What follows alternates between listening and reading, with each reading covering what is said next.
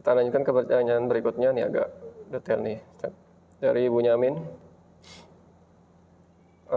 Pertama, mengenai bayar fidyah untuk orang yang sudah tua atau pikun. Bayarnya menunggu sudah selesai Ramadan atau sebelum selesai bisa kami bayar?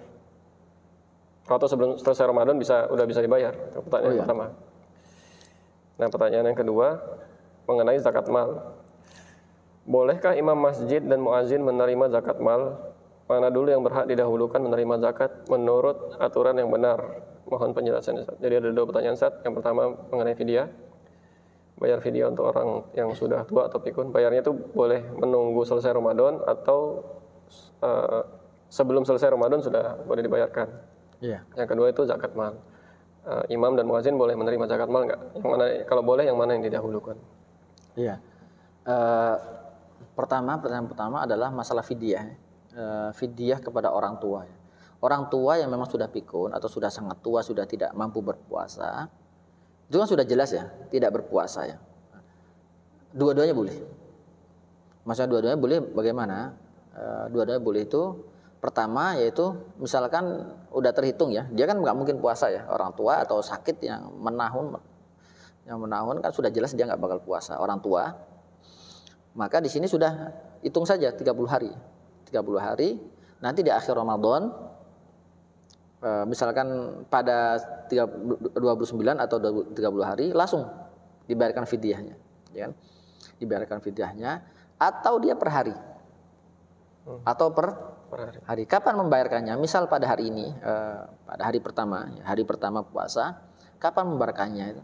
Seluruh ulama sepakat diperbolehkan sejak matahari terbit.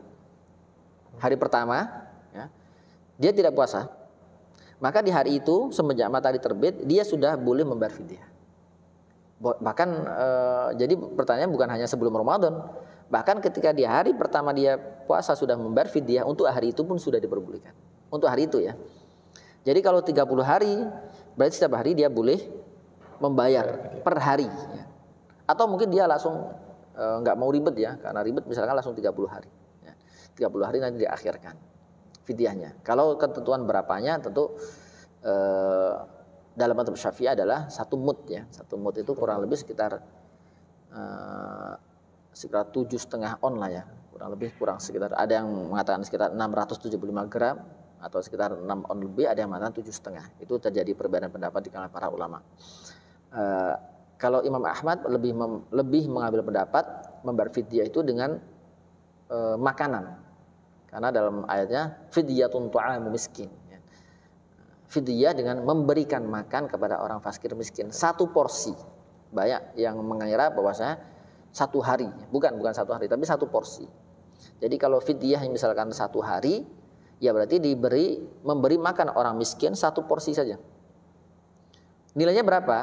Ya senilai yang biasa dimakan dia di rumahnya.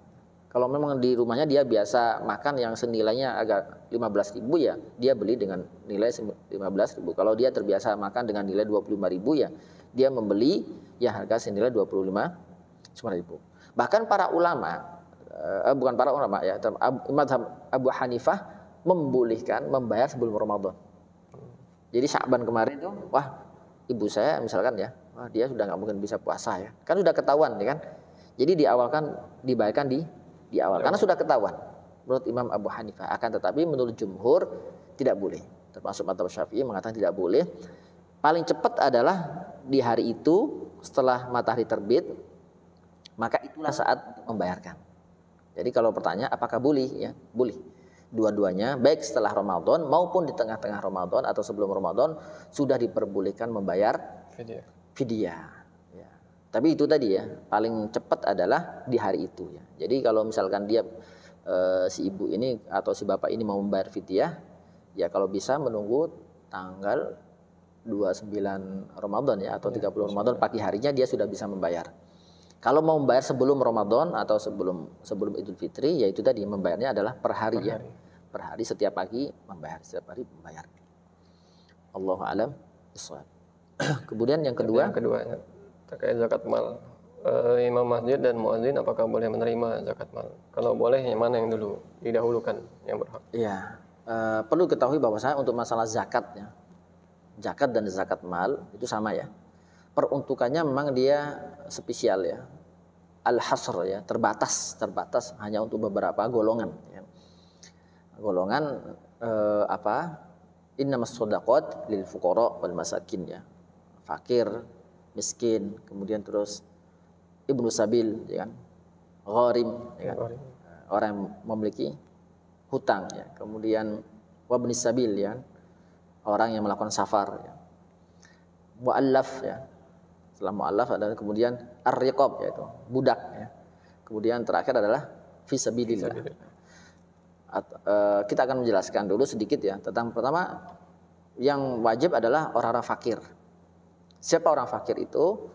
Pendapat makna fakir dan miskin cukup banyak ya. Para ulama dalam tafsirnya itu sampai ada 18 makna ya, 18 makna gitu tentang menafsirkan makna fakir dan miskin.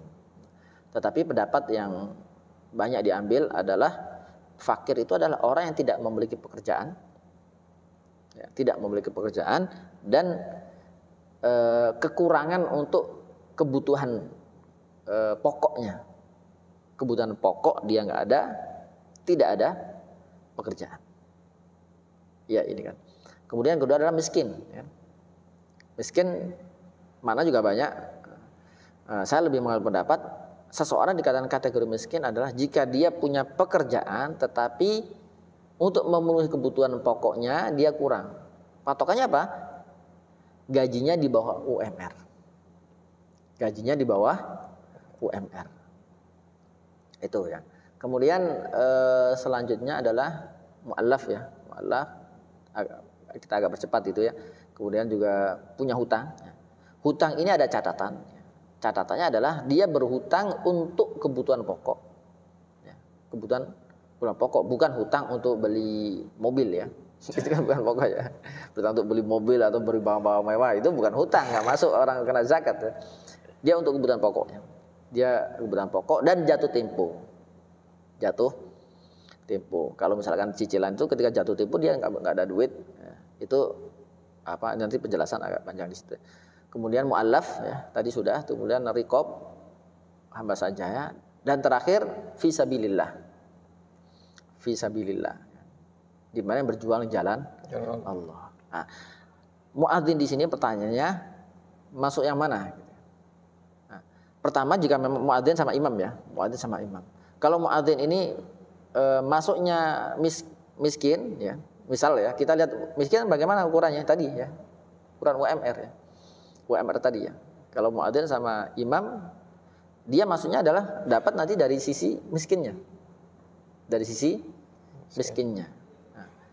Dari sisi miskin atau fakirnya. Terus bagaimana kalau dari sisi fisabilillah? Nah, fisabilillah ini para ulama berbeda pendapat tentang memaknai makna fisabilillah. Pendapat yang semua ulama tidak ada perbedaan tentunya adalah orang jihad di jalan Allah. Berperang di jalan jihad itu maksudnya berperang ya. Perang di jalan Allah itu walaupun kaya, miskin mereka tetap termasuk bagian yang mendapatkan zakat ya, termasuk bagian yang membayarkan zakat. Ada pengucapan yang kata Rasulullah adalah la tahillu shadaqah li ghaniyin. Enggak boleh sedekah zakat kepada orang kaya itu enggak boleh. Illa li khamsah, kecuali 5 kondisi. Salah satu adalah al-ghazi fi sabilillah. Dia berperang. Ghazi itu maknanya perang. Perang di jalan Allah. Ini para ulama berbeda. Kemudian jumhur ulama dalam kitab-kitab Turath itu lebih mengambil pendapat ini. Tetapi ada yang mengatakan fi sabilillah itu adalah ya mana umum ya. Termasuk pencari ilmu. Pencari ilmu adalah termasuk fi sabilillah. Pencari ilmu. Dalilnya apa? Man kharaja fi talabil ilm fa huwa fi sabilillah. Barang siapa keluar untuk tujuan mencari ilmu, maka dia sama saja dengan fi sabilillah. Ada yang mengatakan bahwasanya pencari ilmu, orang yang haji, orang umroh termasuk kategori masuk fisabilillah. Ini pendapat. Kemudian ini pendapat sedikit diambil oleh para ulama terdahulu, tetapi banyak diikuti oleh para ulama kontemporer. Memaknai fisabilillah adalah seseorang yang berjuang di jalan Allah secara umum. Kita paham ya, kita paham ya. Nah, kalau imam sama muadzin tadi, ya, misalkan dia tidak terkena di miskinnya, ya, fakir atau miskinnya, misalnya tidak terkena. Kalau pendapat yang pertama tadi, fisabilillah dia nggak kena. Gitu. Kalau maknanya bahwasanya fisabilillah itu maknanya adalah berperang. Tetapi kalau pendapat kontemporer, ya, para ulama kontemporer itu mengatakan termasuk kena. Ya. Fisabilillah di sini adalah seseorang yang memang berjuang di jalan Allah, termasuk di dalamnya adalah seorang pencari ilmu, ya kan, cari ilmu, kemudian pengajar ilmu-ilmu syar'i dan kemudian pengajar Al-Quran. Itu dikatakan kalau ulama kontemporer kebanyakan mengambil pendapat bahwasanya itu termasuk dikatakan fi sabilillah. Maka dilihat dijaring dari tadi, dari miskinnya atau dari fisabilillah. Kalau fisabilillah ini masih terjadi perbedaan pendapat, ya, masih terjadi perbedaan pendapat. Ada yang mengatakan enggak masuk, ya. Ada yang mengatakan tidak masuk. Seperti itu. Baik, kemudian mana yang didahulukan, ya? Mana didahulukan di antara 8 tadi? Yang didahulukan ya tentu yang paling membutuhkan. Jadi tidak ada ketentuan apakah fakir dulu, apakah miskin dulu, apa orang hutang dulu atau fisabilillah dulu, tidak ada ketentuan. Walaupun yang paling dominan tentu adalah fakir miskin. Yang paling dominan adalah fakir miskin. Fakir miskin itu paling dominan, ya, didahulukan. Yang paling didahulukan adalah fakir miskin dulu, baru kemudian yang lain. Gitu.